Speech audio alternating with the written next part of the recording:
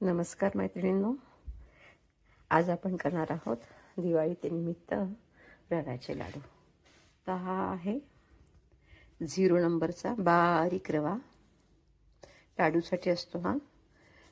तर हा घेतलाय मी अर्धा किलो आणि पिठी साखर घेतली, साखर घेतली आहे 400 ग्रॅम आणि त्याची पिठी साखर केलेली आहे आणि तूप घेतलेलं आहे एक 125 ग्रॅम। वाटीचं प्रमाण म्हणाल तर ही वाटी, त्याने मी 4 वाट्या रवा घेतलाय, 3 ते 3.5 वाटी साखर घेतलेली आहे, मग त्याची पिठी साखर केलेली आहे आणि 1 वाटी तूप आहे आणि एक्स्ट्रा लागलं तर हे 2 चमचे तूप मी ठेवलेलं आहे। हे पातळ, अति पातळ पण नाही, सेमी पातळ असं तूप वाटीने मोजून घेतलेलं आहे। तर आपण आता करूया रव्याच्या लाडवाची सुरुवात। तूप घालून घेत आहोत प्रथम आणि त्यामध्ये हा अर्धा किलो बारीक रवा घालून घेत आहोत। मोठा आहे, किंचित आपलं पॅन आणि हे सर्व गरम झाल्यावर मग मी मीडियम गॅसवर रवा जवळजवळ 15 ते 20 मिनिटं भाजून घेणार आहे। छान खमंग आणि असा मोकळा। आपल्याला आता हा रवा हलवताना जरा जड जाणवतो, नंतर हाच रवा फुलतो आणि हलका होतो आणि हलवताना आपल्याला जाणवतं आणि याचा रंग सुद्धा किंचित असा छान गुलाबी होतो।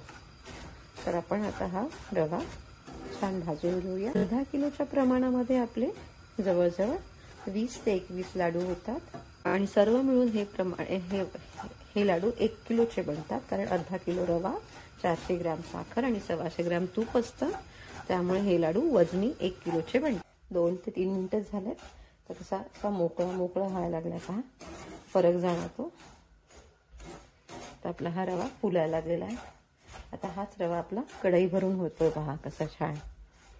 तर आपण अजून एक 8 ते 10 मिनिटं छान, आपण जवळजवळ 15 मिनिटं बारीक गॅसवर हा रवा भाजून घेतलेला आहे। छान गुलाबी रंग झाला आणि मोकळा झाला का हलवताना पण आपल्याला हलकं जाणवतं।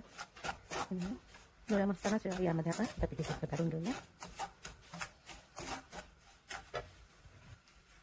ही 400 ग्रॅम पिठी साखर ते आपण यामध्ये घालून घेऊया। गॅस खूपच कमी बारीक आहे आणि आपण यामध्ये ही साखर छान अशी मिक्स करून घेत आहोत। थोडं कोमट असतानाच, रवा कोमट असतानाच साखर घालणं गरजेचं आहे, त्यामुळे साखरेला किंचित छान असा ओलसरपणा येतो आणि रवा फुलायला मदत होते। वेलची पावडर घालून घेणार आहोत आणि गॅस बंद करणार आहोत। छान आता हलवून घेऊया, मिक्स करून घेऊया। आपण वेलची पावडर घातलेली आहे, एक तूप आहे ते पण आपण यामध्ये घालून घेऊया।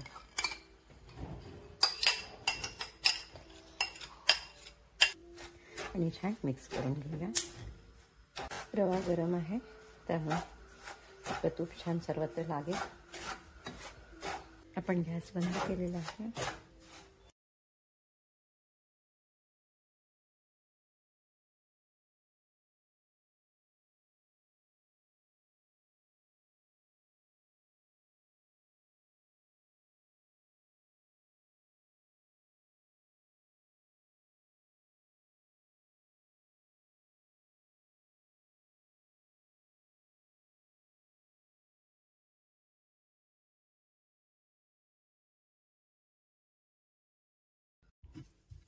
आपण रवा आणि साखर आणि वेलची पावडर मिक्स करून हे 15 मिनिटं झाकून ठेवलं होतं।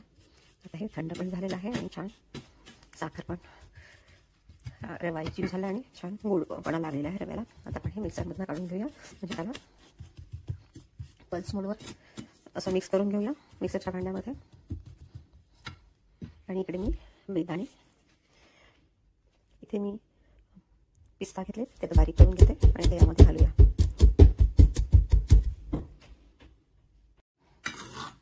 आपलं हे मिश्रण छान थंड झालेलं आहे पहा, आणि पण आता हे साखरेच्याच वाटलेल्या मिक्सरच्या भांड्यामध्ये छोट्या मी हे पल्स मोडवर फिरवून घेते. थोडं थोडं घ्यायचं आणि फिरवून घेऊया. आपण हे मिक्सरच्या भांड्यात फिरवून घेतलं आणि पहा किती सुंदर असा गोळा होतो याचा. तर आपण आता हे काढून घेऊया. असं सर्व आपण हे मिश्रण मिक्सरच्या भांड्यातून काढून बारीक करून घेऊया, एकजीव करून घेऊया. साखर वगैरे सगळं. रवा छान फुलला आहे. तूप, साखर आणि रवा, भाजलेला रवा छान फुललेला आहे. आता फक्त आपण हे मिक्सरच्या भांड्यात घालून एकजीव करून घेतो. बिनपाकाचे रवा लाडू.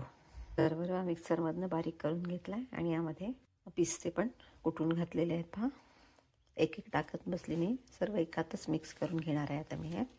आणि आपण आता हे छान खूप सुंदर बाइंडिंग आलेलं आहे. पहा, एका हाताने म्हणाल तरी लाडू असा अलगद बांधला जातो आहे. घाबरायचं नाही. परत थोडा वेळ मिक्सरमधनं काढून फिरवून घ्यायचं. किंचित कोमट केलं तरी चालेल. हे लाडू बिघडत नाहीत कधीच. त्याचे हे बिनपाकाचे कधीही न बिघडणारे रवा लाडू नक्की करून पहा. ॲडिशनल तुम्ही यामध्ये दूध पावडर टाकली तरी चालेल. आपण जेव्हा मिक्सरमध्ये फिरवतो त्यावेळेला दूध पावडर टाकू शकतो. आणि तुम्हाला वाटतं की आपलं पीठ थोडंसं कोरडं आहे तर आपण थोडंसं 2-3 चमचे त्यावेळेला तूप घातलं तरी चालेल, किंचित वितळवून. तशा प्रकारे हे बिनपाकाचे आपण रवा लाडू करून अशा प्रकारे छान आपण सर्व लाडू बांधून घेऊया.